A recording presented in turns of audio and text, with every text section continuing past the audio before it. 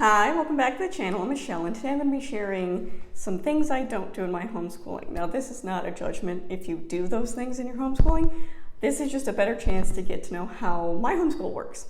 So the first thing I don't do in my homeschool is I don't have any type of reward system for my kids. And I don't do reward systems in general. I don't think rewarding them for work that they're expected to do is a good idea. I think that's not really a good life skill. I've started from my kids being very young, clear expectations of their responsibilities, and the same goes for homeschooling.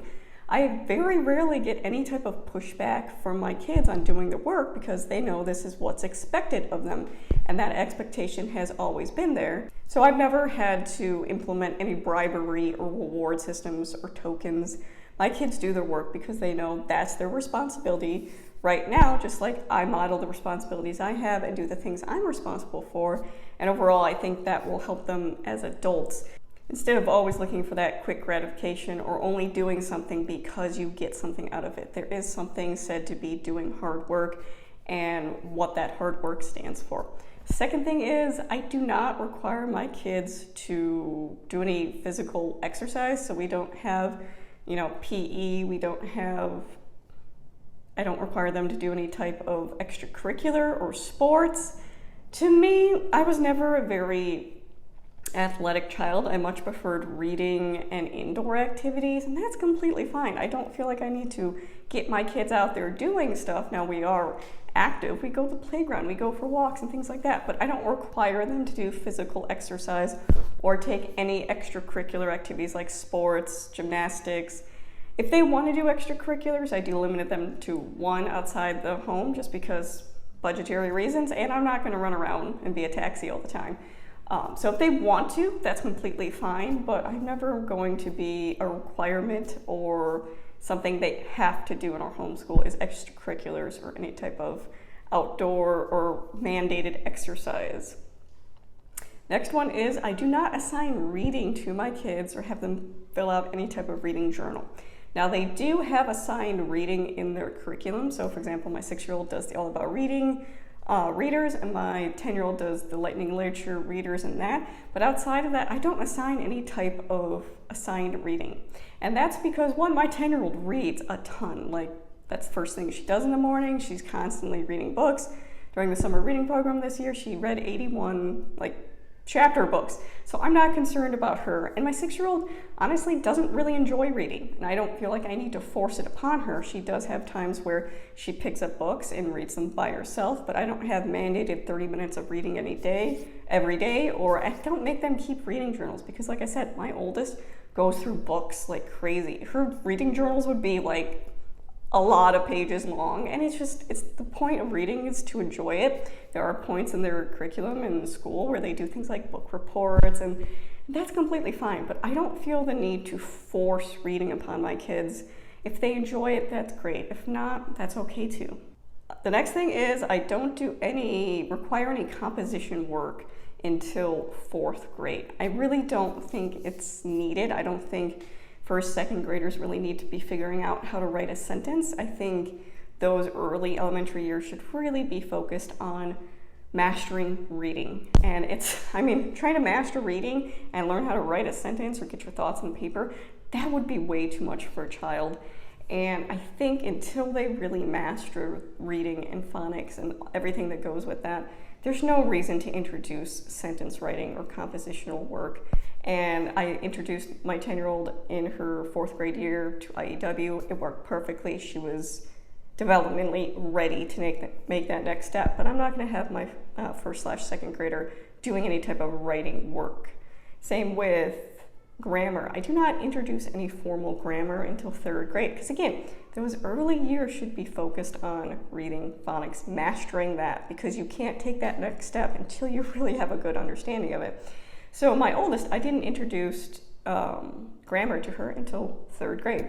Same with my youngest. She does through core knowledge language arts get some exposure to some grammar concepts, not a lot, but I'm not going to be pushing anything like parts of speech, anything like that, until she's older and mastered this one reading concept first. Another thing I don't do in my homeschool is any type of memorization. I don't like the idea of just route memorization. I know that there's these educational theories and philosophies that if you get them at the right stage and they're memorizing things, they'll be able to connect it later. But without contextual knowledge, I feel like there's no point in memorizing anything. We don't do any memory work, and even things like times tables. I did not require my 10-year-old to memorize her times tables. Through the curriculum we use, she learned tricks to figure those out. And yes, could it theoretically be easier down the road if she automatically knew that? But for me, it's much more important that she understands what 5 times 5 is than automatically having the answer. I'm looking for deeper knowledge, conceptual knowledge, understanding of what they're doing, not just being able to rattle off dates. So things like, we don't do timelines. Things like that, I don't expect them to remember historical, at least at this age, at 10 and 6, specific historical dates or necessarily specific historical figures. I want them to have a general understanding, and I think as they get older, they will be able to connect those things and be like, oh yeah, I remember that, and be able to put the things together themselves, opposed to just rattling off information. I'm very not a fan of route memorization. Another thing we don't do in our house is I don't do any type of morning basket. I did try it early on because, again, it was super trendy. But we're not morning basket people. I feel like it's a waste of time.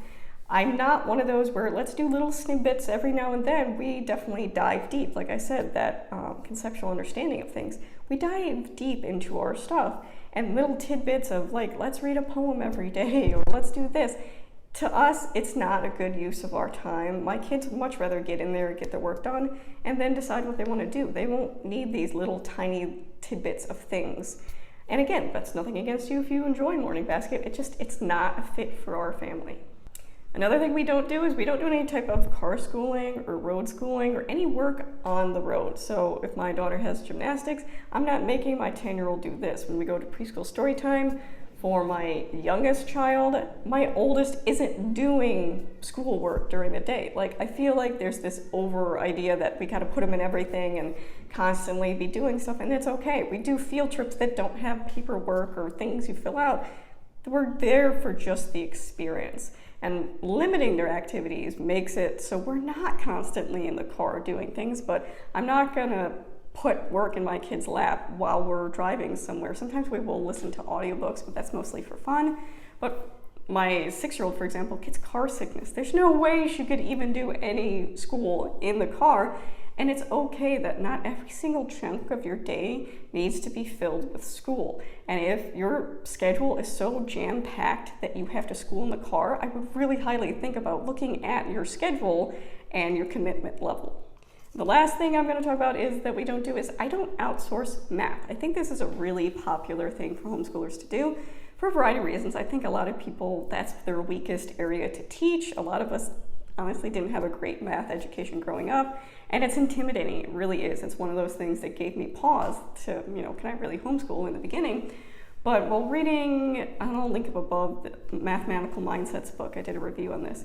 It talks about how math is really a conversational thing, that it's not meant to be one person telling you what to do and then you just do the information. So you learn how to solve the equation and then you do it yourself. That it's really how your brain sees it and having multiple views. And again, that's why I really enjoy conceptual math, because there's many ways to approach a problem. And just teaching one blatant method and practicing that, I don't think that gives you the overall idea of math, especially higher level math, where it's not just solving equations, but coming from it from different angles and being able to see how different parts of the problem are related. So I'm gonna try as hard as I can not to outsource math.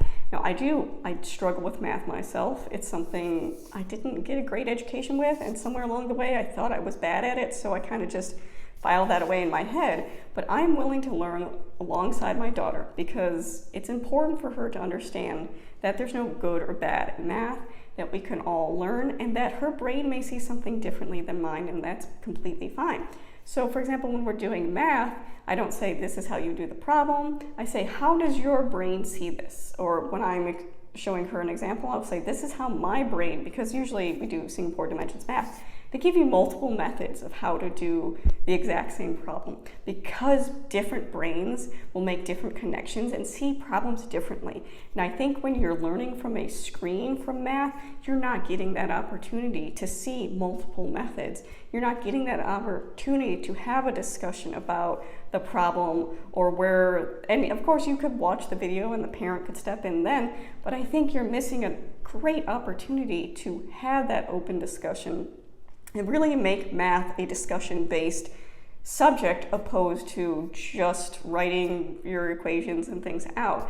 That there's a whole nother realm to it that I think a lot of people are missing out when you do things like teaching textbooks or pre-recorded lessons or things like that. You're missing that conversation, and it's okay to be afraid of math, it really is, but knowing that that doesn't stop you, that failure does not mean you're dumb, making a mistake does not mean you don't understand it, but it's an opportunity to learn. So really having that growth mindset, I think, is important. But I will hold off as long as I can with outsourcing math, because I really want to have that conversational piece in math. So those are all the things I don't do in homeschooling. If you'd like to share any of the things you don't do in homeschooling that you typically see a lot, leave them in the comments below. If not, thank you for watching.